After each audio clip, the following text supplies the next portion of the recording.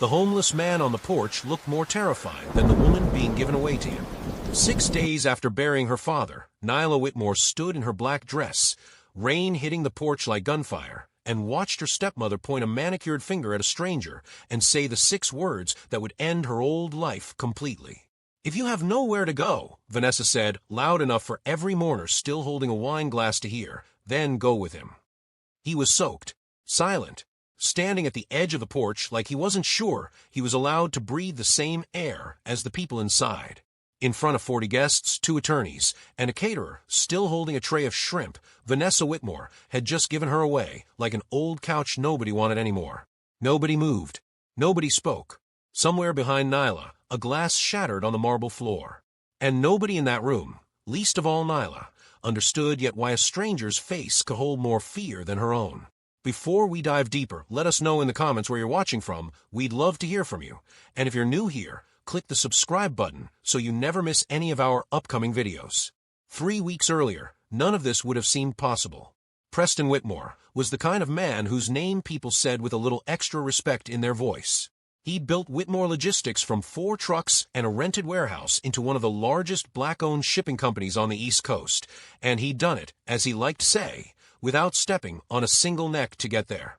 He believed in that so completely that he'd turned down 2 buyout offers that would have made him richer than he already was because both buyers wanted to get the pension plan. Nyla was his only child. Her mother had died when she was 9, and for a while it had just been the 2 of them, Preston teaching her to rebalance sheets at the kitchen table, Nyla correcting his grammar in the emails he sent to the board. She'd grown into a woman who ran the Whitmore Family Foundation with the same quiet, stubborn integrity her father had, funding scholarships and small business grants for kids who looked like the boy Preston used to be, sleeping on his cousin's couch in Baltimore. Vanessa came into their lives when Nyla was 19. Beautiful, sharp-tongued, magnetic at a party. Preston fell for her fast, and for a long time, Nyla tried to fall for her too. It never quite happened. And Vanessa noticed.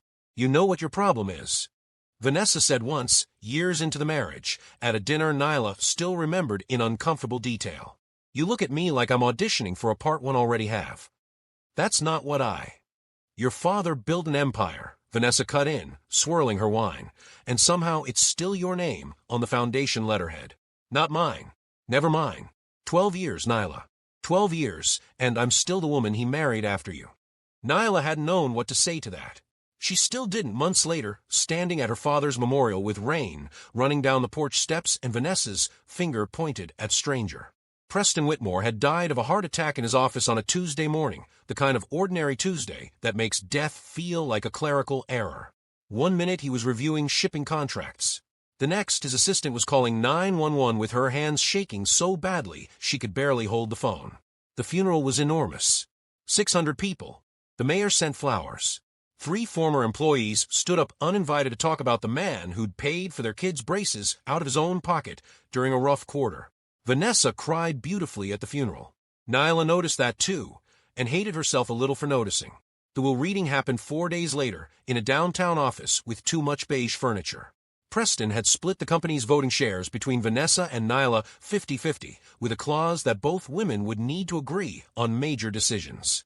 He'd left the foundation entirely to Nyla, along with a handwritten letter that the attorney read aloud, Preston's voice somehow still audible in the careful, deliberate way the words had been chosen.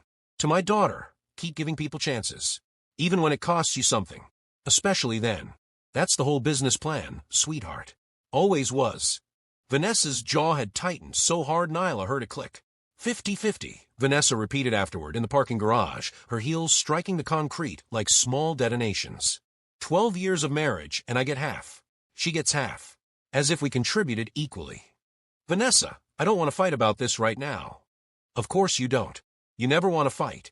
You just want to float above it all, being gracious, being the good one, being Preston's little angel, while I'm the woman everyone whispers about at parties."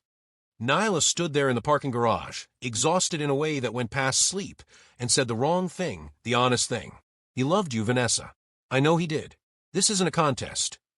"Everything is a contest," Vanessa said, and got into her car. The memorial reception at the house was supposed to be simple. Close friends, family, a few business partners paying respects. Vanessa had insisted on catering it herself, which should have been Nyla's first warning, because Vanessa didn't do anything without an angle.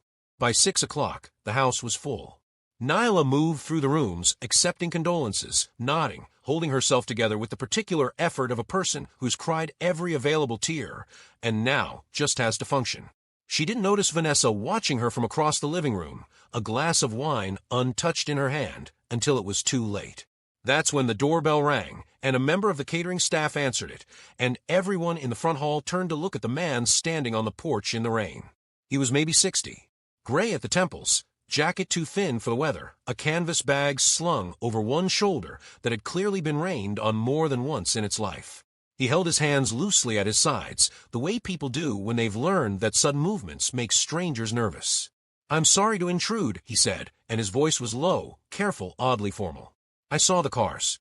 I was hoping, if there's any food left over, I'd be glad to do some work for it. Carry things, clean up, whatever's needed. I don't need charity. Just an honest trade." The caterer looked at Nyla, unsure what to do. Nyla opened her mouth to say, of course, "Come in. Get him something warm." This was exactly the kind of moment her father would have handled without a second thought. But Vanessa got there first. She crossed the room slowly, wine glass still in hand, heels clicking against the hardwood in a rhythm that made the whole room go quiet just from the sound of it. She stopped a few feet from the door and looked the man up and down, the way you'd examine a stray dog deciding whether it had fleas. "What's your name?" she asked. "Isaiah, ma'am. Isaiah Brooks." "Isaiah Brooks." Vanessa said it like she was trying the words out, tasting them. Then she turned and her eyes found Nyla across the room, and something in her face shifted into a smile that didn't belong at a funeral, that didn't belong anywhere near grief. "Perfect timing," Vanessa said. Nyla felt the first cold drop of dread hit her stomach before Vanessa even said the rest. "You've been telling everyone all week how much you admire your father's generosity," Vanessa said, loud enough to carry, loud enough that conversations around the room actually stopped. "How he never turned anyone away. How he believed in second chances." She took a slow sip of wine. "So here's your chance to prove you meant it." "Vanessa, what are you?" "The lawyers were very clear this morning, Nyla. This house is in my name now.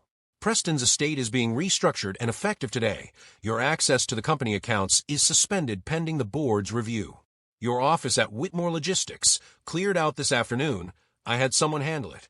I would have told you sooner, but the timing never seemed right."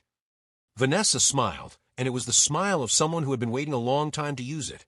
"So, if you have nowhere to go, then go with him." She pointed at Isaiah. The room went absolutely silent. Somewhere behind Nyla, a glass slipped out of someone's hand and shattered against the floor, and nobody even looked at it. Nyla stared at her stepmother, waiting for the joke, the laugh, the moment Vanessa would say gotcha, and everyone could go back to their wine. It didn't come. "You're serious," Nyla said quietly. "Deadly," Vanessa said. Isaiah Brooks, standing soaked in the doorway, looked more uncomfortable than anyone else in the room. "Ma'am, I didn't come here for this. I only asked for food." "Then you got more than you bargained for," Vanessa said, not even looking at him. "Congratulations." A few guests laughed, nervous, uncertain laughter, the kind people make when they don't know if something is a joke and are too afraid to be the one who guesses wrong. Someone in the back, a business partner of Preston's, a woman Nyla vaguely recognized, had her phone up, recording, thinking maybe this was some kind of viral stunt, some strange reality show moment, not understanding yet that she was watching a woman's life get taken apart in real time. Nyla looked at the faces around her. People her father had employed for 15 years. People who'd cried at his funeral that morning. Not one of them stepped forward. Not one of them said, "Vanessa, that's enough." They stood there with their little plates of hors d'oeuvres, watching, waiting to see what would happen next. The way people watch a car accident they're grateful isn't theirs. Something in Nyla went very quiet and very still. She thought about the letter her father had written. Keep giving people chances, even when it costs you something. She had no idea in that moment exactly what it was about to cost her. "Fine," Nyla said. The word came out steadier than she felt. Vanessa blinked, like she'd expected tears, expected begging, expected anything other than the calm that had settled over Nyla's face. "Fine." Vanessa repeated. "I'll go." Nyla set down the plate she'd been holding, untouched, since the reception began. "I hope it was worth it, Vanessa. Whatever this is for you." She walked upstairs, packed one suitcase with the efficiency of someone who'd apparently been expecting, on some level, that this day would come, and walked back down through a living room that had gone so quiet you could hear the rain against the windows. Isaiah Brooks stood on the porch, dripping, mortified, clearly wanting the ground to open and swallow him. "Ma'am, you don't have to do this," he said as she stepped outside. "I'll go. I'll leave. This doesn't have to involve you." "It already involves me," Nyla said. "It has for 12 years. I just didn't know it yet." She looked back once, through the open door, at Vanessa standing in the golden light of the house Nyla had grown up in, wine glass still in hand, watching her go with an expression that Nyla would spend a long time trying to name. It wasn't triumph, exactly. It was something closer to relief, the relief of someone who's finally set down a weight they've been carrying too long, even if the weight was another human being. The door closed. The porch light clicked off a moment later, which felt, somehow, like the meanest part of the whole evening. Nyla stood in the rain next to a stranger, holding a suitcase that contained everything she currently owned in the world, and had absolutely no idea what came next. Isaiah cleared his throat. "There's a shelter on 5th, he said quietly. "It's not much, but they don't ask questions, and the coffee's not terrible." "Lead the way," Nyla said, and they walked together into the dark. Two people the Whitmore house had just thrown out into the rain for entirely different reasons. The shelter on 5th Street smelled like industrial soap and old coffee, and the woman at the front desk barely looked up when Isaiah walked in, which told Nyla he'd been there before, more than once. "Brought a friend, Isaiah?" the woman asked. "Something like that," he said, and didn't elaborate, and Nyla was grateful for it, because she didn't yet have the words to explain what had happened to her in the last 2 hours. That first night, Nyla lay on a cot in a room with 11 other women, listening to someone cough in the dark and someone else murmur in their sleep, and cried as quietly as she could manage, which was not quietly at all. She cried for her father, 6 days dead. She cried for the house she'd grown up in, and the bed she'd slept in since she was 19, and the office with her name on the door that a moving crew had apparently emptied that afternoon while she was still deciding what dress to wear to a funeral reception. She cried mostly because she could not understand how a woman her father had loved for 12 years could do something like this to his only child, 6 days after burying him. In the morning, Isaiah was waiting outside with 2 cups of coffee, and he handed her one without a word. "You don't have to talk about it," he said. "I don't even know where I'd start," Nyla admitted. "That's usually how the big ones go." He took a sip of his own coffee, wincing slightly. "Told you it wasn't great." "It was in fact terrible." Nyla laughed anyway, a short, surprised, slightly hysterical laugh, the first sound close to happiness she'd made in almost a week, and something about laughing over bad coffee outside a homeless shelter, 12 hours after being publicly disowned, struck her as so absurd that she couldn't stop. Isaiah watched her with something like understanding in his eyes. "First time it hits you sideways like that," he said. "Grief. Comes out weird when it's got nowhere else to go." "How would you know?" "Lady," Isaiah said not unkindly, "I've had nothing but time to learn things like that." Over the following days, Nyla began to notice things about Isaiah Brooks that didn't add up. He spoke to shelter volunteers with an easy authority that had nothing to do with being homeless. When a young man in line for breakfast got into an argument about a job interview he was too nervous to go to, it was Isaiah who sat him down, and without missing a beat, ran through interview questions with the practiced rhythm of someone who'd conducted hundreds of them. When another resident mentioned the stock market crashing that week, Isaiah made an offhand comment about a supply chain disruption in shipping logistics that turned out, when Nyla checked later on a library computer, to be precisely correct. There were harder days, too, the kind Nyla hadn't braced herself for because nothing in 29 years of comfort had prepared her for what it actually felt like to be poor and invisible at the same time. On her 4th day, she stood in line at a soup kitchen 2 blocks from the shelter, and a woman in a business suit walking past glanced at her, then glanced away fast, the specific fast of someone protecting themselves from having to feel anything. Nyla had done that exact thing herself, 100 times, walking past people just like this on her way into meetings. She had never once understood, until that moment, how loud the silence of being looked away from actually was. "It gets easier," Isaiah told her that night, when she admitted it, voice small in the dark common room. "Not because it stops hurting, because you stop expecting it not to." "How do you do it?" Nyla asked. "Every day. How do you get up and keep being decent to people who won't even look at you?" "Because the day I stop," Isaiah said, "is the day they win. Whoever they is for each of us. I decided a long time ago I wasn't giving anybody that." There was a shelter volunteer named Pastor Odell who ran the breakfast line, most mornings, a booming, laughing man who'd clearly known Isaiah for years and treated him less like a resident and more like an old friend who happened to be down on his luck. "This one," Pastor Odell said to Nyla one morning, nodding at Isaiah while he ladled grits onto her tray, "used to argue with me about interest rates." Interest rates. Man sleeping on a cot, and he's got opinions about the Federal Reserve. "I have opinions about everything, Odell. Keeps the mind sharp." "Keeps you insufferable is what it keeps you," Odell said, but he was grinning when he said it, and Nyla found herself laughing for the second time in a week, in place she never would have imagined laughter could survive. "You used to work in shipping," she said one evening, more statement than question, as they sat on the steps outside the shelter watching the sun go down over a street that smelled like exhaust and rain. Isaiah went very still. "Long time ago," he said. "How long?" "Long enough that it doesn't matter anymore." "It matters to me," Nyla said. "You know everything about my situation. I don't know a single true thing about yours." Isaiah was quiet for a long moment, turning his coffee cup slowly in his hands. "I had a company," he said finally. "Freight and logistics. Built it up from one truck to a fleet of 40 over about 15 years. Good company. Good people. I trusted the wrong two of them with the books." "What happened?" "They forged transfer documents. Moved company assets into shell accounts before I even knew what was happening. By the time I figured it out, they'd buried the evidence so deep and made it look so much like it was me who'd done the stealing that I couldn't prove otherwise. Lost the company. Lost the house. Lost." He stopped, and something crossed his face that Nyla recognized because she'd been wearing the same expression in the mirror for a week. "Lost my wife eventually. She stayed as long as she could. Can't blame her for how long that turned out to be." Nyla searched for a word big enough. "That's monstrous."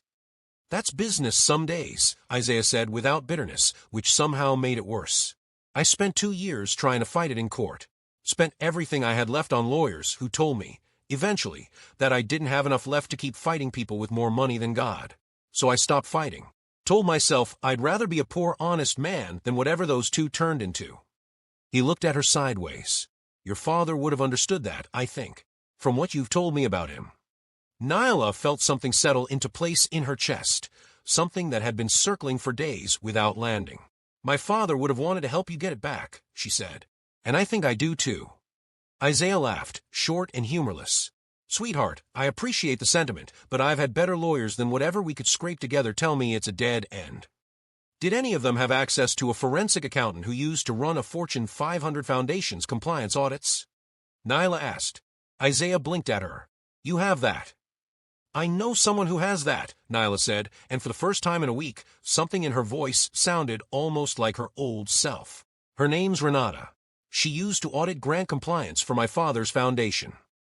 Renata Osei ran a small forensic accounting practice out of strip mall office above a dry cleaner, and when Nyla walked in 3 days later, hair pulled back, wearing a blazer she'd borrowed from a shelter donation bin that fit almost right, Renata took one look at her and set down her coffee.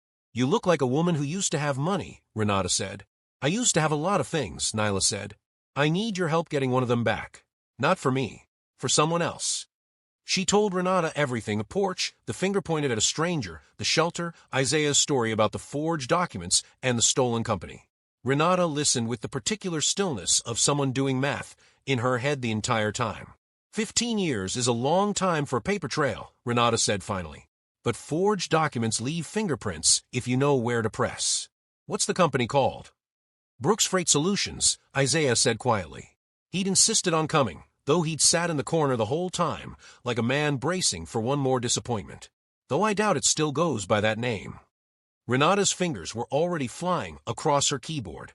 She went quiet for almost a full minute, scrolling, and then her eyebrows went up. "It doesn't," she said. "It's called Holloway Continental Freight now. And Isaiah," she turned the monitor toward him, "it's not small anymore. It's not small at all." The company that had once been Brooks Freight Solutions was now worth an estimated $340 million, headquartered 2 states over, run by 2 men whose names made Isaiah's hands curl into fists on the table: Gerald Holloway and Marcus Dunn, his former partners, the ones who'd forged the documents. "They didn't just steal it," Isaiah said, staring at the screen like it had personally betrayed him. "They built an empire on top of it." "Which means," Renata said slowly, "they had to keep records." You can't run a company that size on forged paperwork forever without someone, somewhere, leaving a real signature on a real document. People like this always think they're smarter than the audit trail. They almost never are. It took Renata 11 days to find the seam. She found it in an obscure filing from the original transfer, a shell account routing document dated 3 days before Isaiah had discovered anything was wrong, supposedly signed and authorized by Isaiah Brooks himself. Except the signature when Renata blew it up on her monitor and set it beside a genuine, notarized signature from Isaiah's old business license didn't match. Not close. Whoever forged it hadn't accounted for the fact that Isaiah, in every document he'd ever signed for 15 years, crossed his lowercase t's with a small upward flick that no forger, working fast under pressure, had bothered to replicate. That's it, Renata said, sitting back, exhaling like she'd been holding her breath the whole 11 days. That's the thread. Pull on it right, and the whole sweater comes apart. It's one signature, Isaiah said, hope and disbelief warring visibly on his face. Is that enough? One forged signature on a document that transferred majority ownership of a company now worth over $300 million. Renata smiled for the first time since Nyla had walked into her office. Mr. Brooks, that's not a thread. That's a rope. What followed was 3 of the longest weeks of Nyla's life. Renata built the case with the meticulous, relentless patience of someone who'd clearly been waiting years for a fraud this satisfying to unravel. She traced the shell accounts. She found a former Brooks freight bookkeeper, retired now, living quietly 2 towns over, who broke down in tears of relief when Nyla and Isaiah showed up on her porch because she'd known something was wrong 15 years ago and had never had anywhere to take it. I always wondered what happened to you, the woman said, gripping Isaiah's hand so tightly her knuckles went white. I quit 2 months after they pushed you out. Couldn't stomach staying. Would you be willing to say that to a lawyer? Nyla asked gently. Under oath. The woman didn't hesitate. I've been waiting 15 years for someone to ask me that question. Piece by piece, the case assembled itself. A forged signature. A bookkeeper's sworn testimony. Bank records Renata pulled through channels Nyla didn't fully understand and decided not to ask too many questions about. But it wasn't a straight line. 2 weeks in, Renata called them into her office with a face that told Nyla, before a single word was said, that something had gone wrong. Holloway's lawyers found out we've been asking questions, Renata said. They sent a cease and desist this morning, claiming harassment. And the bookkeeper, the one who signed the affidavit, she called me an hour ago. Scared. Says her son works for a company that just so happens to be a Holloway vendor, and her son's boss mentioned very casually that layoffs might be coming if certain people didn't mind their own business. Isaiah's jaw tightened. They're threatening her. They're threatening everyone who gets close to the truth, Renata said. That's how people like this stay people like this for 15 years. It's not always about being smarter. Sometimes it's just about being willing to hurt more people to protect the lie. Nyla felt something cold settle over her, the particular fury of watching someone weaponize an innocent person's livelihood. What do? We keep the bookkeeper's testimony sealed until filing day, so there's no time for them to retaliate before it's already public and protected, Renata said. And we move faster than they expect. Holloway thinks he's dealing with a broke, tired man and his charity case. He has no idea what a forensic accountant with a grudge against injustice and 11 days of sleep debt is capable of. Isaiah almost smiled despite everything. Remind me never to make you angry. Too late, Renata said. Been angry on your behalf since the day I saw that signature. There were nights in that stretch when Isaiah sat alone on the shelter steps long after Nyla had gone to bed, and she'd come down once, unable to sleep, and found him there staring at nothing. You okay? She asked, sitting beside him. 15 years I told myself I'd made peace with it, he said quietly. Told myself the version of me that wanted his company back was a version I'd buried. Easier that way. Safer. He rubbed his hands together against the cold. Now there's a real chance, and I keep waiting for it to get snatched away again. Hope's a dangerous thing to let back into a house you spent 15 years locking it out of. It's not going to get snatched away, Nyla said. Not this time. I won't let it. You can't promise that. No, she admitted. But I can promise I won't stop trying until there's nothing left to try. That's the only kind of promise I've got right now. Has to be enough. Isaiah looked at her for a long moment, something unreadable and grateful moving behind his eyes. Your father sounds like he raised something rare. He had help, Nyla said. You've been helping too, this whole time. You just didn't notice you were doing it. 3 days later, an email surfaced, recovered from an old server backup Holloway's own IT department hadn't thought to scrub, buried in an archive nobody at the company had touched in over a decade. In it, Marcus Dunn wrote to Gerald Holloway, "Brooks won't know what hit him. By the time he figures it out, we'll own the paper trail too." Nyla read that email 3 times, sitting in the shelter's small common room at 11 at night, and felt something in her chest that she hadn't felt since the porch. Not sadness this time, but something sharper, cleaner, closer to purpose. "We're going to get it back," she told Isaiah. "All of it." "And if we don't?" he asked. He'd learned over 15 years not to let himself hope too hard. Hope, he'd told her once, was the most expensive thing a poor man could afford to lose twice. "Then we tried," Nyla said. "And trying is more than anyone gave you in 15 years. That has to count for something." It counted for everything. The lawsuit against Holloway Continental Freight was filed on a Tuesday morning, and by Thursday, business news outlets had picked up the story. A homeless man suing a $340 million logistics company, claiming he was its rightful founder and majority owner, backed by forensic evidence and a forged signature that had sat undiscovered for 15 years. It was the kind of story cable news loved, and by the weekend, Isaiah Brooks's photograph, the same tired, dignified face that had stood dripping on the Whitmore porch 6 weeks earlier, was appearing on business channels next to headlines that used words like explosive and unraveling. Gerald Holloway and Marcus Dunn tried to settle quietly. Their lawyers offered Isaiah $4 million and a signed non-disclosure agreement on the condition that he walk away and never speak of Brooks Freight Solutions again. Isaiah looked at the offer for a long time in the shelter's small office, where sympathetic manager had let him and Nyla use the desk to review it. "For $1 million," he said quietly. 15 years ago, I would have taken it and run." "And now?"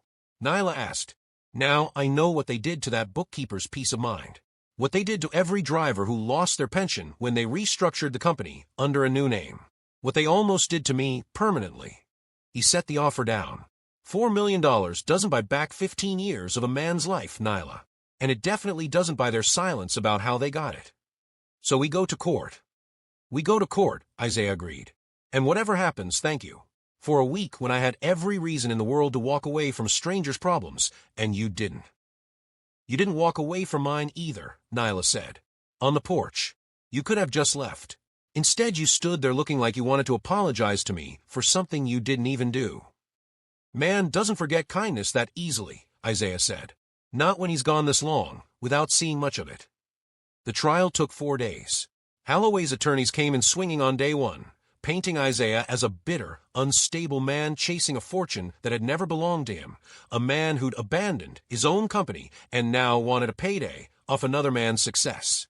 Nyla watched Isaiah's hands clench under the table every time they said it, and watched him unclench them, breathe, and sit up a little straighter instead of storming out, which she understood, by then, was its own kind of quiet courage.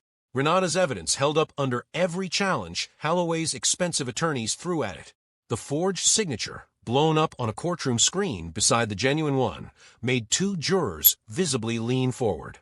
The retired bookkeeper testified with a steadiness that surprised even Nyla, her voice only cracking once when she said, "I've carried this for 15 years because nobody ever asked. I'm just glad somebody finally did."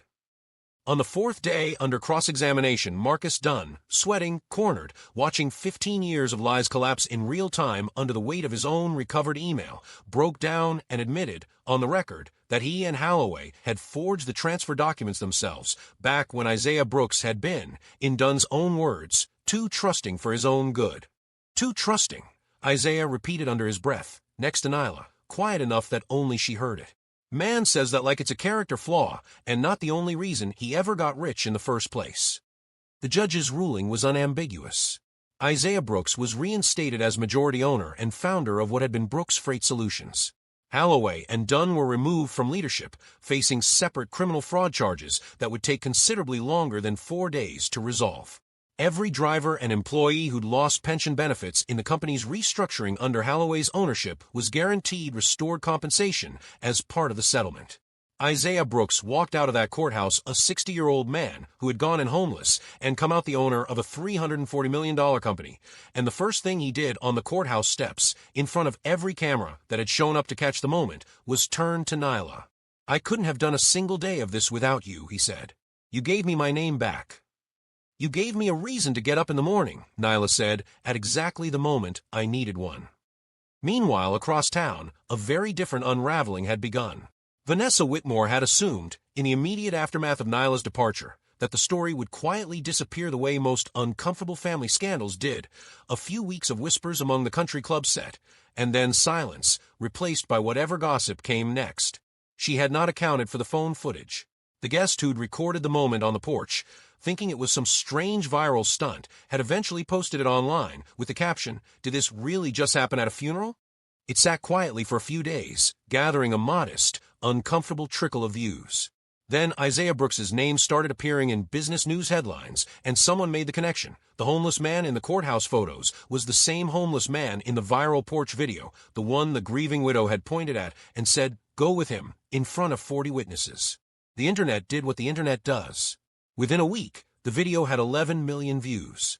Comment sections filled with a particular, specific fury reserved for the wealthy behaving cruelly toward the vulnerable on camera. News outlets that had covered the Holloway lawsuit found the human interest angle irresistible. The disgraced widow who'd thrown away her stepdaughter, only for that stepdaughter to help uncover a $340 million fraud alongside the very man she'd been discarded with. Whitmore Logistics Board, already uneasy about Vanessa's erratic decisions since Preston's death, called an emergency meeting. 3 major clients, embarrassed by the association, quietly pulled their contracts within the month. A planned merger Vanessa had been counting on to consolidate her control of the company collapsed when the other party's PR team decided the reputational risk wasn't worth it. Vanessa fought back the only way she knew how. Expensive lawyers, aggressive statements, an attempt to paint herself as the victim of a media pile-on. It didn't work because there was video. There is very little a person can say, credibly, in their own defense when there is video. Within 8 months, Vanessa Whitmore had been forced out of Whitmore Logistics entirely by a board vote she couldn't stop, her 50% stake diluted through a restructuring she'd been too distracted fighting fires to notice happening. The house went next, not seized exactly, but sold quietly to cover legal fees and a lifestyle she could no longer sustain on her own. The friends who'd stood in her living room that rainy night, drinking her wine, watching her point at a stranger without a word of objection, stopped returning her calls once there was nothing left to gain from staying close to her. The woman who had built her entire sense of worth around a name on a letterhead lost the name, the letterhead, and eventually the house that had once had both. 2 years passed. Whitmore Logistics thrived under Nyla's steady leadership, rebuilt on the exact principles her father had believed in and Vanessa had briefly tried to abandon. Brooks Freight Solutions. Isaiah had insisted on restoring the original name the day he walked back into his own boardroom, expanded into a new headquarters, funded a job training initiative for formerly homeless workers that had already placed over 400 people into stable employment, and became, improbably, one of the most talked about redemption stories in American business news. Isaiah and Nyla worked together often, the two companies forming a natural partnership that had started as friendship and never really needed a name beyond that. He'd become, in the way these things sometimes happen, something between a father figure and the truest friend she had left. She'd become, in his words, the daughter he never had a chance to raise. It was on an ordinary Tuesday, the same day of the week, Nyla noted with a small, private ache that her father had died when the front desk called up to say a woman named Vanessa Whitmore was downstairs, asking to see her. Nyla sat with that for a long moment before she said, "Send her up." Vanessa looked older. Not dramatically. She'd always been careful about things like that, but there was a tiredness in her that no amount of careful maintenance could fully erase. Her coat was a size that suggested better days. Her hands, when she folded them in her lap across the desk from Nyla, trembled slightly. "I didn't think you'd see me," Vanessa said. "I almost didn't," Nyla admitted. "I lost everything, Nyla. The house, the company, all of it. I know how that sounds, coming from me, after what I did to you. I'm not asking for sympathy." "Then what are you asking for?" Vanessa's composure cracked, just slightly, just for a moment. "I don't know. I think I just needed you to see me like this. Small. The way I made you feel small that night." Her voice caught. "I was so angry, Nyla. At your father, for loving you in a way I never felt certain of. At you, for being so much like him that I couldn't even hate you properly. I told myself if I could just get rid of you, I'd finally feel like the house was mine. Like the marriage had been mine. It was never about the man on the porch. It was never really about you at all. It was about me needing someone to be beneath me so I could feel like I was standing on solid ground. The boardroom door opened behind them, and Isaiah stepped in, silver-haired now at the temples in a way that suited him, dressed in a suit that fit like it had always belonged to him, because in a sense it finally did. Vanessa looked up and went very pale. "You're Isaiah Brooks," he said simply. "We've met. Sort of." "I'm so sorry," Vanessa said, and for the first time in the entire conversation, her voice broke completely. "I'm so sorry to both of you. I know sorry doesn't undo a porch in the rain." Nyla looked at this woman, the one who had pointed finger at a stranger and changed the entire direction of Nyla's life, who had meant it as an act of cruelty, and somehow handed her, instead, the truest friendship and the clearest purpose she'd ever known. She thought about her father's letter. Keep giving people chances, even when it costs you something. Especially then. "I'm not going to pretend that night didn't happen," Nyla said quietly. "And I'm not going to pretend it didn't hurt. It did. It still does some days." She paused. "But I'm not going to be the reason you don't get a chance to rebuild something, either. That's not who my father raised me to be. And it's not who this man," she nodded toward Isaiah, "taught me to become, either, on nights I didn't think I had anything left to give anyone." "I don't understand," Vanessa said. "You're not angry." "I was angry for a long time," Nyla said. "I'm just not interested in staying that way. It costs too much, and I've seen what it does to a person who holds on to it for 12 years. She slid a business card across the desk, not for Whitmore Logistics, but for a non-profit consulting firm two of Preston's old colleagues had started, one that helped displaced executives find their footing again. "This isn't a job offer," Nyla said. "It's a door. What you do with it is up to you." Vanessa took the card with both trembling hands, like it was heavier than paper had any right to be, and left without another word, because there was nothing left to say that wouldn't have cheapened the moment. Isaiah watched her go, then turned to Nyla. "Your father would be proud of that, you know." "My father would probably have given her the job himself," Nyla said, and for the first time in 2 years, thinking of Preston didn't just ache. It made her smile. 6 months later, the Whitmore Family Foundation and Brooks Freight Solutions co-hosted their first joint initiative, a housing and job placement program for people experiencing homelessness across 3 states, funded jointly by the 2 companies and named, at Isaiah's insistence, after the man who'd started all without knowing he was starting anything. The Preston Whitmore Second Chance Initiative placed its first 400 participants into stable housing within its first year. At the ribbon-cutting ceremony, a reporter asked Isaiah what he wanted people to take from his story, the improbable, headline-grabbing arc from a rain-soaked porch to a courthouse victory to a company bearing his own restored name. Isaiah thought about it for a moment, glancing over at Nyla, who was crouched down talking to a little girl whose family had just moved into permanent housing through the program. "That the world judges people by what they're wearing and what they're carrying," he said, "when the only thing worth judging is what's inside them. Somebody threw me away on a porch in the rain once. She was trying to throw someone else away too. Instead, she gave us each other." He paused. "That woman thought she was proving how little we were worth. Turned out, she was just proving how much." If Nyla's story moved you today, that's exactly why we make these videos. So hit that like button, subscribe if you haven't already, and tell us in the comments, do you think Vanessa deserved the door Nyla opened for her, or should something stay closed for good? We read every single comment, so we'll see you there, and we'll see you in the next story.